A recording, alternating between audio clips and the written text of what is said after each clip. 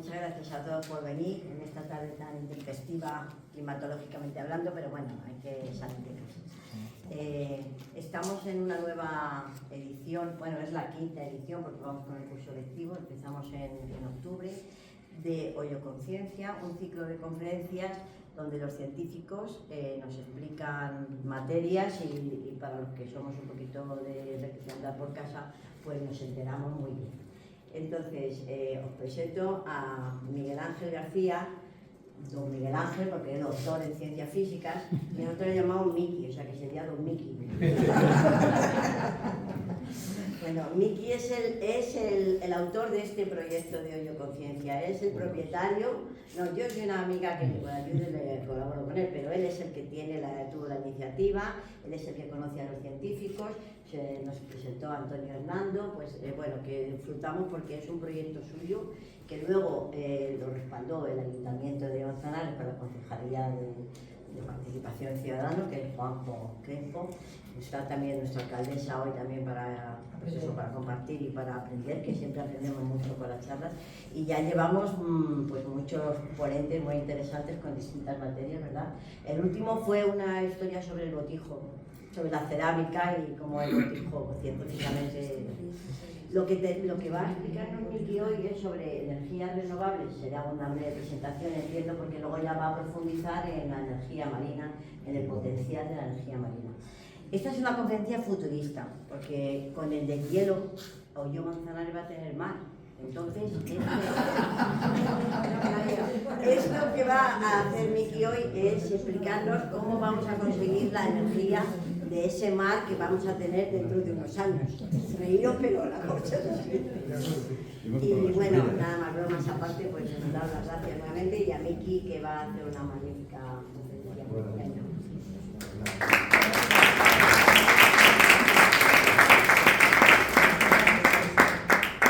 Bueno, pues muchísimas gracias, Marisa, por la presentación y a todos vosotros, como ha dicho ella, por venir hoy en un día tan intempestivo. No hemos encontrado ponentes, no hemos conseguido contactar a nadie que pudiera venir este mes porque hay muchas convocatorias de proyectos, de plazas, de promociones, y dije, bueno, pues como yo tengo esta charla que doy en institutos de la Comunidad de Madrid, pues yo, bueno, pues para que tengamos sesión voy y lo cuento.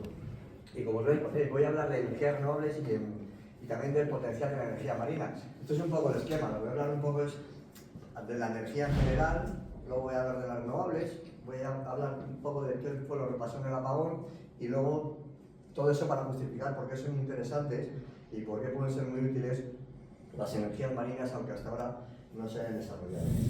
Y por empezar por el principio, pues la energía está en todos los lados, porque todo lo que hacemos desde que nos levantamos por la mañana hasta que nos acostamos tiene lugar porque hay detrás una fuente de energía que está haciendo su trabajo, sin la cual no sería posible. Incluso cuando estamos dormidos, también está la energía funcionando en nuestros cuerpos para los procesos metabólicos y para el aumento de temperatura. Entonces, desde un punto de vista físico, la energía se define normalmente como la capacidad que tiene un cuerpo, un sistema, para producir cambios o realizar trabajos sobre otro cuerpo. Y hay muchos tipos de ejemplos de cosas que se pueden hacer. Por ejemplo, la energía puede producir movimiento, puede producir electricidad, puede enfriar o calentar cualquier sistema, también puede producir y emitir ondas electromagnéticas, o, como en el caso del Sol, o sonoras. Y los tipos de energía que hay, pues son muchos. Voy a poner algunos de los más cotidianos que tenemos. El primero es la energía cinética. Cualquier cosa, por el hecho de estar moviéndose, puede producir energía, es una fuente de energía. La energía potencial es la energía relacionada con la posición en la que estés. Ahí he puesto el ejemplo del skate, ya que aquí hay tanta afición al skate, pues como la energía potencial se puede convertir en cinética y vuelve a convertirse en energía potencial. Eso lo hace Pablo Pacios, que siempre gana todas las competiciones que hay aquí de skate. La energía eléctrica la conocemos, está cada vez más presente en nuestra vida, en todos los ámbitos. La energía química, que es la capacidad que tiene un material de producir energía a partir de una reacción. Y es, por ejemplo, lo que tiene lugar en los motores de combustión de los coches tradicionales. La gasolina almacena una energía química que es la que permite que luego el coche se mueva. La energía térmica, cualquier sistema por estar a una alta temperatura tiene una cantidad de energía y puede producir un trabajo. Y luego ya por último, no voy a nombrar todas, pero difícil me llega especialmente la energía magnética, que es la que permite que un imán haga que otro se mueva sin tocarnos. Y entonces, respecto a las fuentes de energía que nosotros utilizamos, se pueden dividir en 3 grandes grupos, que son las que se generan a partir del movimiento, a partir del calor, y luego la fotovoltaica, que es la tercera, que sería un poco especial. El resto se agrupa sobre todo en movimiento y calor. Y por hacer un poco una revisión, fijaos, aquí tenemos un imán que, como hemos dicho antes, pues crea un campo magnético, y si nosotros lo colocamos cerca de una bobina es simplemente un hilo de cobre enrollado, que puede tener varias vueltas. Bueno, pues si el imán se acerca, el campo magnético del imán atraviesa la bobina, pero aquí no pasa nada. Pero si este campo magnético cambia, entonces aparece una corriente. Aparece una corriente aquí en el circuito, y eso quiere decir que estamos generando energía eléctrica, simplemente por el hecho de moverlo. Ya empezamos a entender lo del movimiento. Si consigues mover un imán cerca de una bobina, pues puedes producir electricidad. Y esa es la base de la mayoría de los sistemas de generación de energía que tenemos. Aquí tenía un vídeo, pero no sé qué ha pasado con él, que no conseguimos que funcione. Pero vamos, la idea es que aquí tenemos un imán con el polo norte y polo sur, y aquí tenemos el campo magnético del imán que llega de aquí a aquí. Y si tú coges una bobina, como la de antes, hemos dibujado solo una espiral, pero normalmente tiene más, y la conectas a algo que gira, al girar la espira, pues está cambiando el campo magnético que la atraviesa y se genera una corriente. Y esa es la idea de los generadores: un imán y una bobina que gira dentro. Y a partir de aquí podemos empezar a entender cómo funcionan muchas energías. Por ejemplo, la energía eólica. Lo que haces en la energía eólica es que cuando el viento empieza a hacer girar estas palas, pues tú lo que estás haciendo justo dentro del generador, lo que tienes es una bobina y un imán, y al girar la bobina sobre el imán empiezas a producir electricidad. La energía hidráulica, la que sacamos de las presas, pues es muy parecida. Esto es una foto de una presa, pero si le miramos en las entrañas, cómo es la presa, pues veríamos que por debajo del muro hay un canal con una puerta para poder abrir y cerrar, de manera que cuando se abre, viene por aquí el chorro de agua y atraviesa una turbina que hay aquí.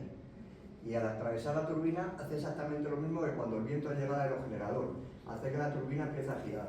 Y en el momento que tenemos ya algo girando, tenemos nuestro generador, como hemos visto antes, se conecta a la red eléctrica, y con esto podemos producir energía. También tenemos fuentes de energía que sacamos a partir del calor. Aquí he puesto una huella ultra rápida en una vitrocerámica, y yo creo que muchas veces habéis visto esto. Cuando llega la temperatura alta, se abre la salida, sale un chorro de vapor de agua. Bueno, pues esto al final es un fluido moviéndose, y es lo mismo que haces cuando tienes viento. Entonces podemos utilizar esto para generar calor. Esto es lo que se hace, por ejemplo, en las centrales térmicas. Las centrales térmicas sería como una olla ultra rápida, pero muy a lo grande. Y lo que tienes es un sistema como la vitrocerámica, es decir, un sitio donde tienes un horno que produces calor. Por aquí viene un líquido que genera un vapor de agua muy caliente, y cuando dejas salir de aquí, en lugar de dejarlo como una ultra rápida al aire, le pones una bobina o una turbina, mejor dicho, perdón, y en el momento que el vapor de agua pasa por la turbina, la hace girar, y automáticamente sabemos que cuando tenemos algo girando, con nuestro generador lo convertimos en electricidad. Algo girando dentro de un imán. Algo girando, sí, efectivamente, dentro de un imán. Necesitamos de un campo magnético. Vale, aquí tenemos las centrales nucleares, son muy parecidas. La única diferencia es que en lugar de tener un horno donde se quema gas o se quema carbón, lo que se produce es una reacción nuclear que también genera mucho calor. Y ese calor calienta el agua, produce vapor, ese vapor lo llevamos a una turbina para que, girando con un campo magnético, nos produzca electricidad. Bueno, hay otros tipos de energías que también se basan en el calor, como son la aerotermia y la geotermia, pero como ya tuvimos aquí a Cristina de Santiago, que nos lo explicó también, pues no me quería entretener en esto. Y luego está la energía fotovoltaica, que esta es una fuente de energía completamente distinta, no se basa en el movimiento ni se basa en el calor. La idea es que se hacen unos tipos de materiales semiconductores con distinta distribución de carga y cuando llega la luz del sol hace que los electrones pasen de uno de los elementos al otro y luego a la hora de volver lo que hacen es que no vuelven por el mismo camino, sino que vuelven a través de un cable y un circuito y entonces en el momento que tienes electrones pasando por un cable o por un circuito tienes electricidad. Y esa es la forma de producir electricidad de la energía fotovoltaica. Bueno, pues en cuanto a vamos a ver, las fuentes de energía, me gustaría aclarar un concepto que es la diferencia entre energía limpia y energía renovable. No es lo mismo. Una energía limpia es la que no emite gases a la atmósfera, la que no contamina, y una energía renovable es una que no se va a gastar porque la naturaleza lo produce a mayor ritmo del que nosotros lo producimos y por lo tanto no se va a acabar. Y esa sería la renovable. Y por poner un ejemplo que las compara, por ejemplo, la energía solar es una energía renovable y también es limpia porque no produce ningún tipo de emisión, igual que la eólica. La biomasa, es decir, la madera, pues es renovable porque al ritmo que se consume la madera para la energía, ya no hablo de los muebles que están haciendo con los árboles del Amazonas, pero sí que tiene un poco de emisiones. La hidroeléctrica es perfecta y luego, por ejemplo, el petróleo o el carbón ni son renovables porque lo estamos consumiendo a un ritmo mucho mayor que lo que necesita la geología para producirse y tampoco son limpias porque emiten gases. Y la nuclear, pues no es renovable porque el uranio se acaba y si lo seguimos consumiendo necesitaría los procesos geológicos más tiempo, pero sí es limpia porque salvo que haya un accidente no emite ningún tipo de gas a la atmósfera. Bueno, y ahora vamos a hablar un poco, ya sabemos lo que es la energía, el consumo mundial de energía. ¿Cuánto consumimos? Pues mirad, esta es una gráfica del consumo de energía mundial, los teravatios día, los teravatios hora, bueno, son con 15 ceros, porque el consumo mundial de energía es brutal. Pero lo más interesante es cómo ha aumentado desde 1950. Ha crecido muchísimo. Y uno dice, ¿y eso por qué puede ser? Pues bueno, pues una de las explicaciones es que si te fijas en la población mundial, desde 1950 ha subido muchísimo. O sea que es evidente que uno de los motivos por los que consumimos más energía es porque hay más población. Pero cuando hacen las cuentas, el aumento de energía se ha multiplicado por 7,5 y la población mundial se ha multiplicado por 3. Entonces no es solo que seamos más, sino que cada ser humano consume más energía. Tenemos más, lo que llamamos más consumo de energía por persona. Y esto puede resultar extraño pensando que estamos intentando siempre hacer procesos lo más energéticamente eficientes posibles, intentar reducir los consumos, pero si calculamos, si miramos por ejemplo el consumo de energía per cápita, ¿cuánta energía consume cada persona? Y pensáramos en los países que van a tener mayor consumo, ¿cuáles pensaríais que son? Estados Unidos, China, los desarrollados. Bueno, pues mirad, esto es sorprendente. Qatar, Islandia, Singapur, Emiratos Árabes, Trinidad y Tobago, Kuwait, Noruega, Canadá, Omán, Arabia Saudí. Aquí en el puesto décimo aparece Estados Unidos, Turkmenistán, Corea del Sur, Australia, Rusia y ni siquiera aparece China. Y es muy curioso. ¿Esto por qué es? Esto es porque estos países tienen tres características comunes. La primera, que tienen una baja densidad de población. Entonces, hay consumos que, por ejemplo, si en una casa viven 4 personas, se consume lo mismo para mantener la temperatura que si es uno. O si tú tienes una calle por donde pasan 10 personas y la tienes que tener iluminada, pues es el mismo consumo que si pasaran 100, pero al final eso se divide.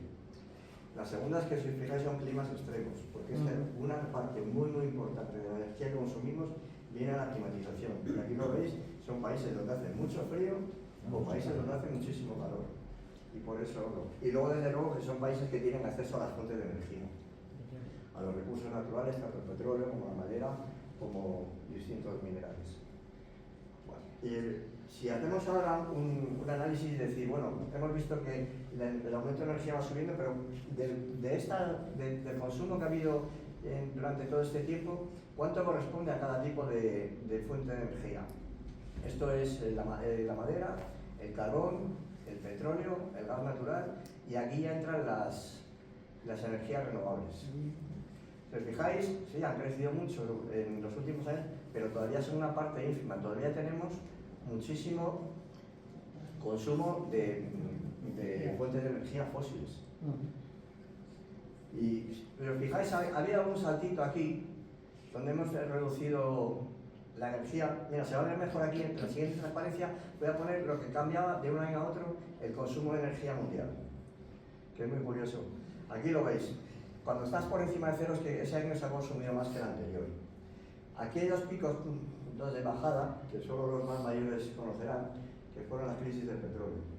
Bueno, cuando los países productores de petróleo en los años 70, en los años 80, se enfadaron, redujeron la producción de petróleo y la tuvimos ahí.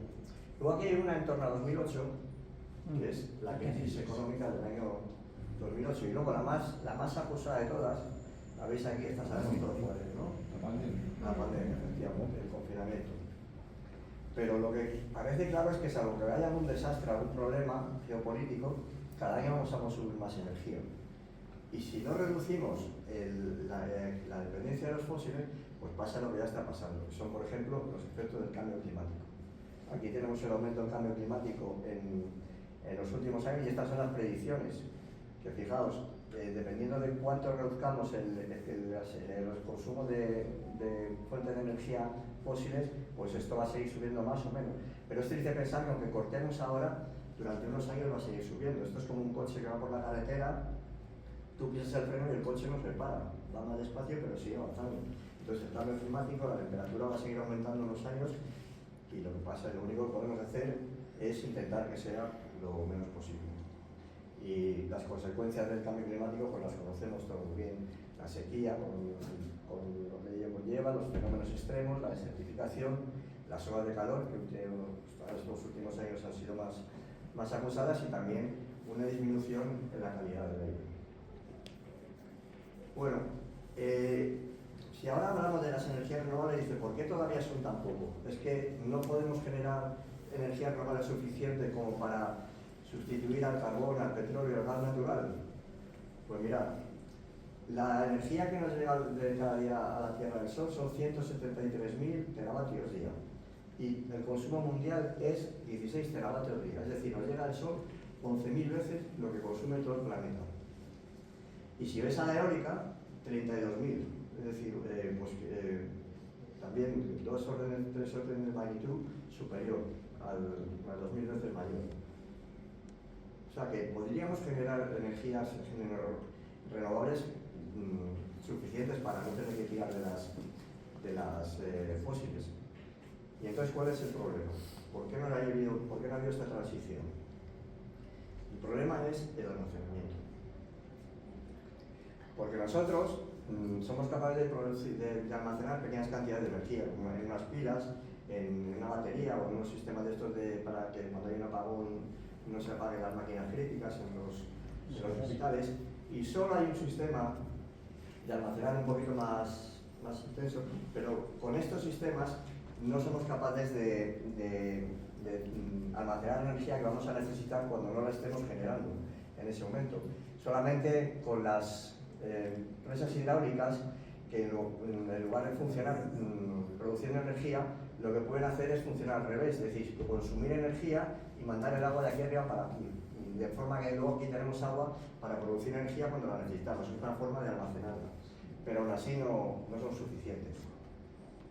Y mirad, este es el patrón de consumo energético que hay en España durante el día. A las 10 de la noche, que es cuando más o menos nos vamos a acostar, hay un pico, nos vamos a trabajar, empieza a reducir todo el consumo, llega a un mínimo hacia las 4 o 5 de la mañana, que es cuando nos empezamos a levantar, empiezan a funcionar los servicios el transporte público, empezamos a desplazarnos, y hay un pico a las 10 de la mañana, cuando todo el mundo está trabajando. Se ve el descanso durante la hora de comer, y luego por la tarde, cuando a partir de las 7 o 8 de la tarde, pues tenemos otro pico. Y luego esto de aquí es esto de aquí. Entonces, si no tenemos la capacidad de almacenar, lo que tenemos que hacer es que la generación de energía siga este mismo patrón, generándola según la consumimos. Y si miramos, por ejemplo, la fotovoltaica, Aquí tiene la fotovoltaica, dependiendo de la orientación que sea sureste, es un poco distinto, pero la fotovoltaica te da energía desde las 6 de la mañana hasta las 7, 8 de la tarde. Para este pico te valdría, pero luego toda esta parte de aquí no la puedes resolver con energía fotovoltaica. Perdón. Y por eso, mirad, ese mismo patrón de consumo lo tenemos aquí, pero poniendo en cada momento del día qué tipo de energía estamos consumiendo. Como veis aquí, la fotovoltaica es la reina, pero luego tienes que utilizar otras para compensar que a partir de ciertas horas, entre ciertas horas, no te va a dar nada.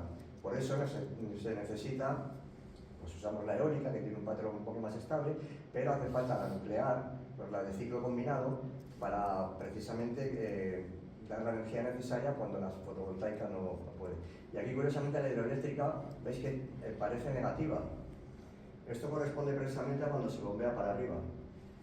Cuando la fotovoltaica nos está dando tanta energía, se utiliza esa energía para que las plantas hidráulicas bombear el agua hacia arriba y tener almacenada para poderla utilizar luego cuando ya no tenemos energía fotovoltaica. Y luego la otra cosa que se hace para adaptar los patrones de consumo a los patrones de generación son las interconexiones. Es decir, toda la red eléctrica de generadores de energía de todo tipo que hay en España está completamente interconectada. De manera que si la energía que se está produciendo en Sevilla, si es mucha, se pueda consumir en Asturias o en Galicia, en ese momento, por las condiciones climáticas, no tienen la capacidad de generarlo. De forma que no sea un consumo local, sino un consumo global. Y además de eso, tenemos interconexiones con Portugal, con Francia y con Marruecos, para que también podamos compartir energía dependiendo de cuál de estos países en cada momento esté generando más y cuál es el consumo que tiene. Las interconexiones ayudan a ajustar estos patrones, pero tienen un problema, que es el riesgo de contagio. Que en el momento que está todo interconectado, en cuanto algo falla, afecta a todo lo demás. Y para intentar explicar los peligros de las interconexiones y un poco lo que pasó el día del apagón, quería hablar de definir dos cosas que son las fuentes de energía síncronas, que son las que generan por sí mismas la energía a la frecuencia de la red. Es decir, generan, nosotros sabéis que el sistema eléctrico español funciona a 50 Hz. Bueno, pues hay una serie de fuentes de energía que son sobre todo aquellas que se basan en la rotación, en el movimiento, que pueden producir energía a 50 Hz. Precisamente así, a base de rotar, pues producen una onda de 50 Hz. Eso pasa, por ejemplo, en las centrales de gas o de carbón, las centrales térmicas.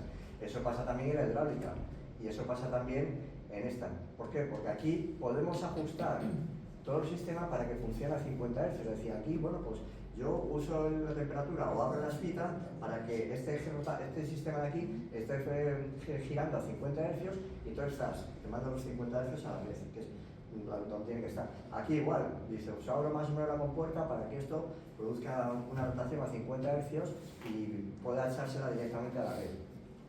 Y lo mismo con esta, regulando la reacción nuclear que hay, pues lo podemos hacer.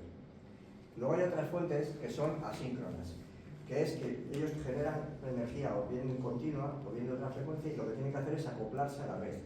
Dicen, a ver, ¿a qué frecuencia está funcionando la red? Pues yo me acoplo y me acerco a esa frecuencia.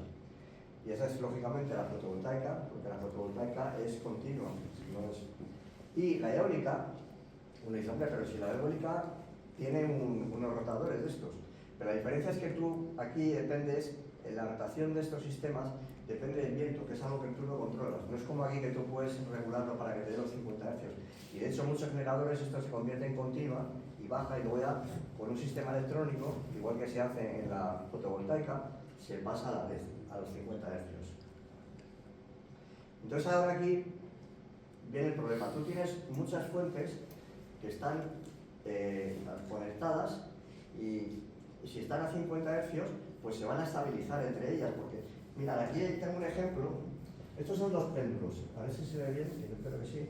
Estos son dos péndulos y no, bueno, podrían ser, pero van a oscilar, es decir, tienen un movimiento alterno con una cierta frecuencia y podrían ser como dos fuentes de energía conectadas a la red, porque están conectados por la torsión del hilo del que están colgados. Entonces, vamos a ver si se ve. Sí. Ahora fijaos lo que pasa si ponemos a oscilar uno de esos péndulos.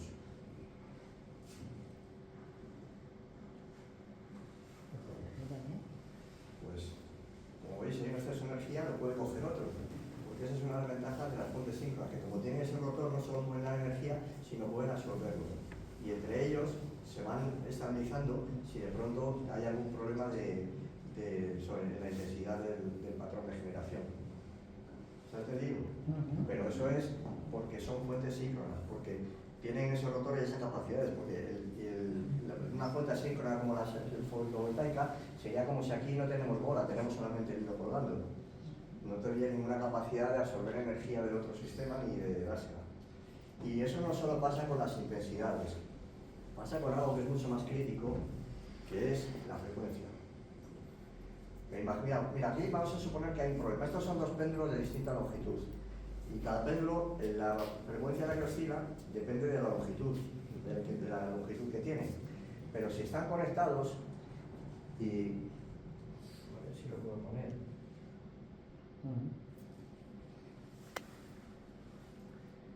Y le damos energía a uno de ellos, como están conectados, empiezan a oscilar a la misma frecuencia, que es justo la mitad de ellos. Luego tiene una modulación, que es la semidiferencia. Pero eso quiere decir que si uno de ellos se va de frecuencia, el resto de fuentes síncronas le ayudan a regular la frecuencia. En este caso, si uno fuera de 10 y otro de 8, pues empezarían a oscilar a 9 Hz. Pero si tienen muchos de 10 y uno de 8, pues el resultado va a ser casi el 10. Entonces, lo que os quería explicar con esto es que el problema del apagón no fueron las nucleares ni fueron las renovables. El verdadero problema de la estabilidad de la red es el porcentaje de asíncronas que tenemos, de fotovoltaica y eólica, porque no ayudan a estabilizar la red y no tienen esa capacidad que tienen las otras. Entonces, si metes demasiado dentro del pool energético de esas dos energías, pues corres el riesgo de que la red se vuelva inestable.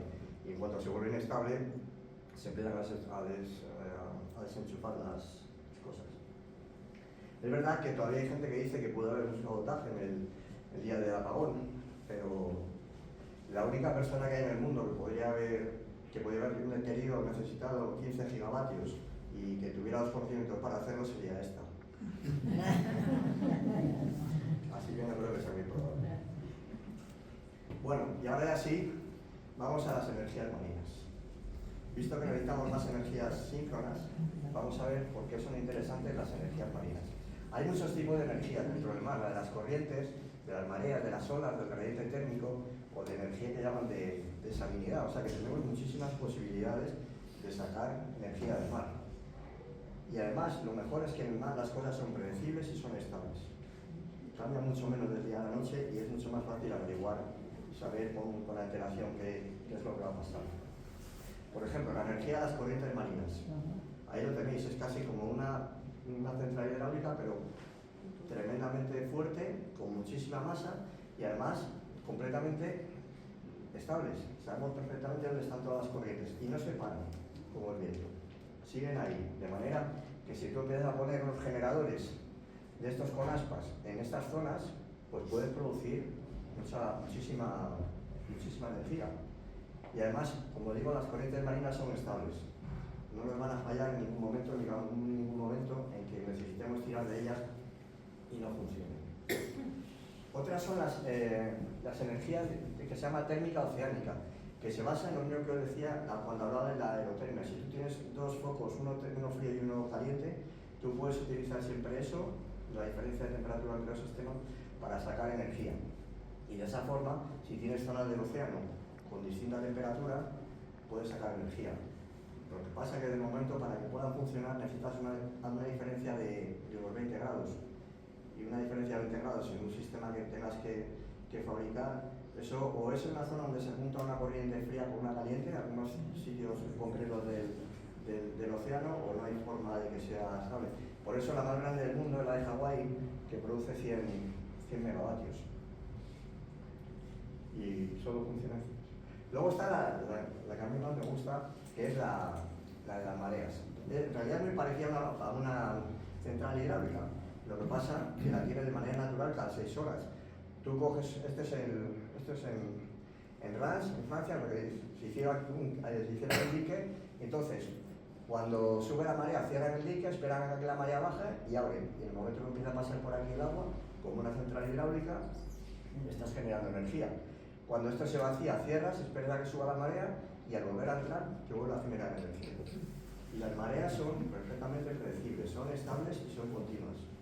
Por lo cual tienes una fuente de energía muy útil. Esta, la de la Reims en la costa de Francia tiene 240 megavatios de potencia. Luego están las menos conocidas, que es el gradiente de salinidad o energía azul. Es que cuando tú juntas dos fuentes de agua con distintos grados de salinidad, distinta concentración de sales, por un proceso que se llama ósmosis puede salir energía. Y eso, pues la forma más fácil de hacerlo es lógicamente en la desembocadura de un río.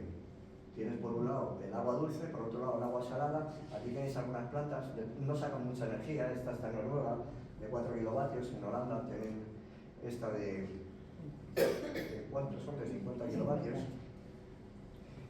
Y después ya vamos a la energía unimotriz, que es la energía que podemos sacar de las olas. Y hay varios tipos de sistemas. Hay uno que es el más famoso, que se llama la columna oscilante de agua, que es como un dique así parcialmente abierto, de manera que cuando viene la ola, sube el nivel del agua dentro, y como esto está cerrado por arriba, empuja el aire a través de una turbina, donde tenemos un molinillo, y directamente producimos energía. Y cuando baja, como se va formando aquí el vacío, vuelve a entrar el aire y vuelves a producir energía. Aquí tienes el ejemplo de una respuesta. En España tenemos una de estas,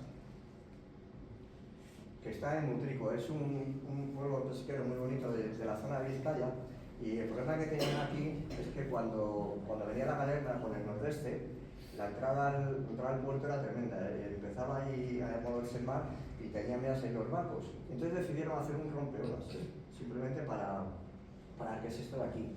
Pero una vez que estaban haciendo el rompeolas, decían, bueno, pues en lugar de disipar directamente la energía de las olas contra las piedras, vamos a aprovecharla haciendo una planta con un oscilante de agua, que es esta de aquí.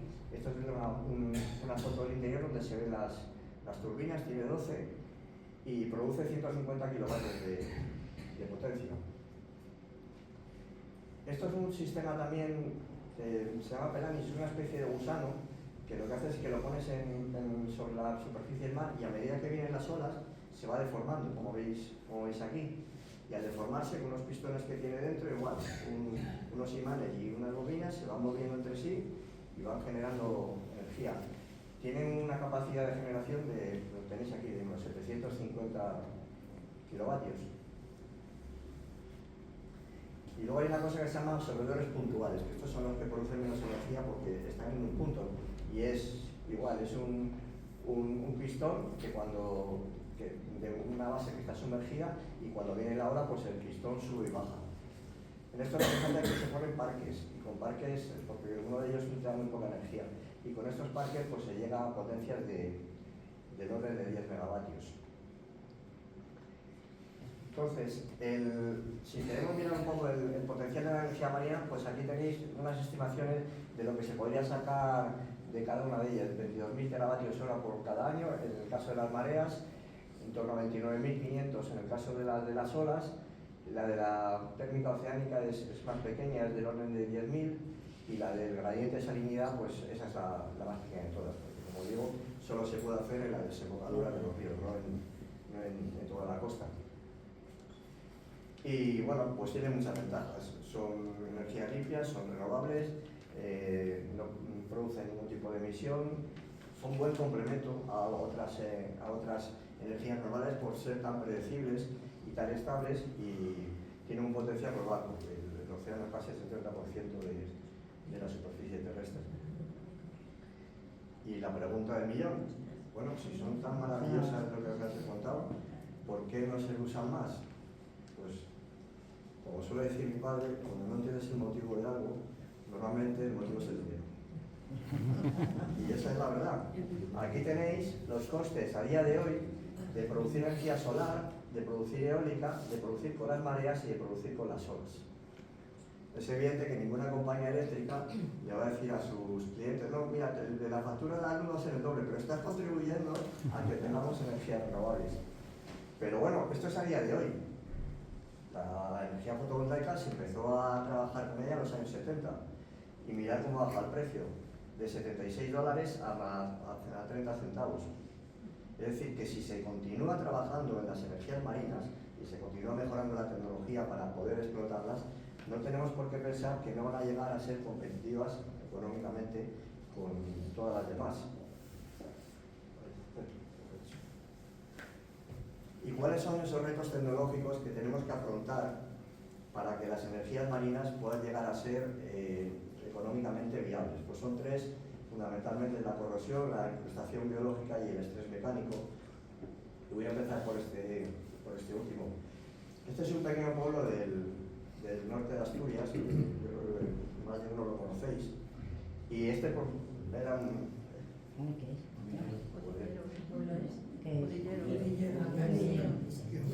Este tenía un muelle antiguo, que era este de aquí, pero luego se hizo otro muelle aquí, que es donde se concentra toda la actividad.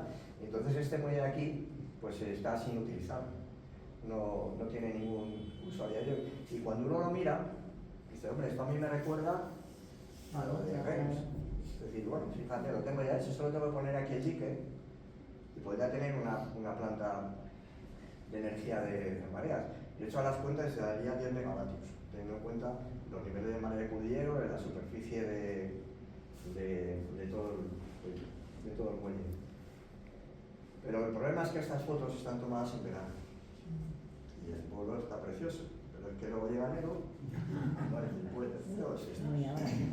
y la fuerza que tienen las galeras del Cantábrico son tremendas, porque incluso en el muelle nuevo, que estaba más reforzado, una de las galeras llegó a reventarlo completamente y los bloques de hormigón que había aquí eran gigantescos. Entonces el estrés mecánico es uno de los grandes problemas, porque la fuerza del mar es tremenda. El agua tiene 800 veces la densidad del aire, con lo cual, si lo comparas con algo eólico, pues es que va a tener que soportar mucho más.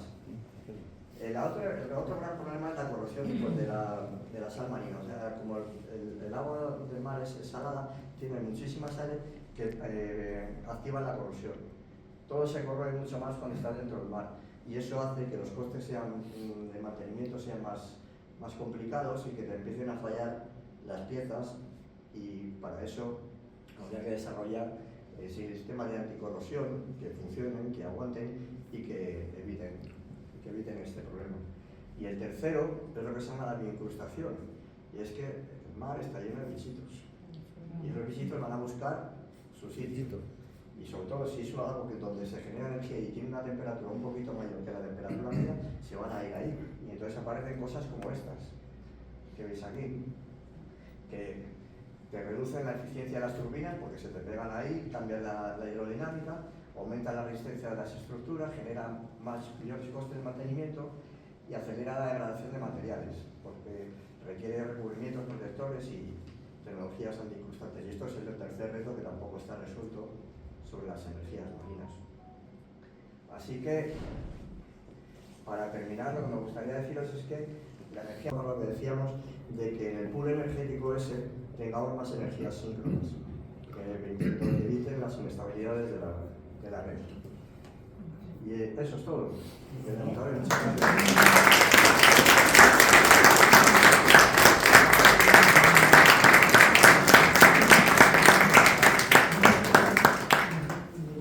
Como yo es el moderador, pues modera. ¿Alguna pregunta? Hola. ¿En qué situación se encuentra actualmente la investigación en las energías marinas? ¿Perdona? ¿En qué situación se encuentra tú que estás metido en el Consejo. ¿En qué situación se encuentra la investigación para este tipo de energía marina? Bueno, aquí en España tenemos el centro hidráulico de la Universidad de Santander. Sí. En el País Vasco también están trabajando. Los más avanzados, la investigación más avanzada está en Chile y en Escocia, porque es donde tienen mareas más altas y donde tienen también oleaje más intenso. Y allí es donde es más fácil llegar a los niveles de eficiencia energética y viabilidad económica que se pueda trabajar. Pero fundamentalmente es eso, es adaptar todos estos sistemas de turbinas de generación de movimiento a los inconvenientes, a las dificultades que tiene hacerlo en el mar. Es ciencia de materiales, una de las cosas más importantes. España es un país que tiene una costa enorme, Claro. tiene una cantidad de litoral enorme. Y luego la energía esa que has comentado del exceso de fotovoltaica, almacenarla para elevar el agua y luego bajarla, me ha parecido un invento muy interesante, ahí poder almacenar con lo que sobra de fotovoltaica para elevar el agua y luego hacerla caer, y eso se puede meter hasta en Almería si se quiere. Porque Sí, el problema es que desde hace muchos años no se hacen pantanos y este sistema concreto, por motivos ecológicos, no se permite utilizar, porque dice que tú puedes tener ecosistemas distintos en la parte de arriba y en la parte de abajo, y que si empiezas a bombear agua de abajo arriba, puedes introducir especies invasoras. Y ese es el motivo por el que no se aprueba la ampliación de este tipo de centrales que se llaman de bombeo, que permiten subir el agua para almacenar el agua. Gracias. Las unas que funcionando bombean. Sí, pero no permite la regulación aumentar el parque. Sería más conveniente hacer más pantanos. ¿Perdona? Que sería más conveniente hacer más pantanos. Ecológicamente. Eso ya son decisiones de... Al menos en el sur de España. Los pantanos han sido... Que si no estuvieran los pantanos no tendríamos los veranos bonitos. ¿Qué baterías de acumulación necesitamos para acumular energías y no desperdiciarlas? ¿Por espacio, por precio? Las baterías, por capacidad, porque necesitarían unos volúmenes gigantes. Sí, lo que he dicho por espacio. Sí, por espacio, pero luego asociado al espacio viene el tema técnico, la disipación de calor, el riesgo de almacenar tanta energía y luego el coste, porque son tan grandes que... Gracias. No, lo digo, ¿no? Bueno, sí. Pues nada, ahora continuamos hablando entre todos, ahí tomando un minuto. Qué suerte. Y bueno, por agradecerle. Un aplauso, ¿no?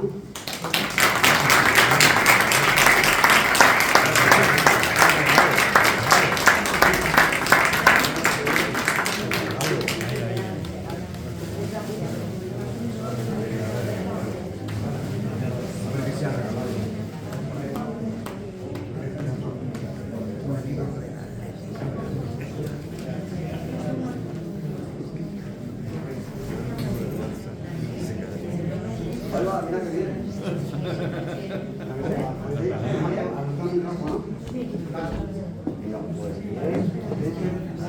Ricos, queso, jamón. Bueno, me voy a poner la bota. Es un montón de energía, ¿eh? Es energía humana.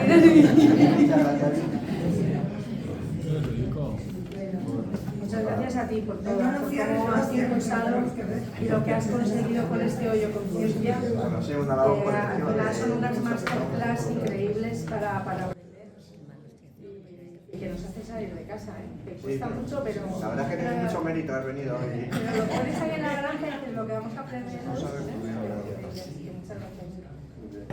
Enhorabuena.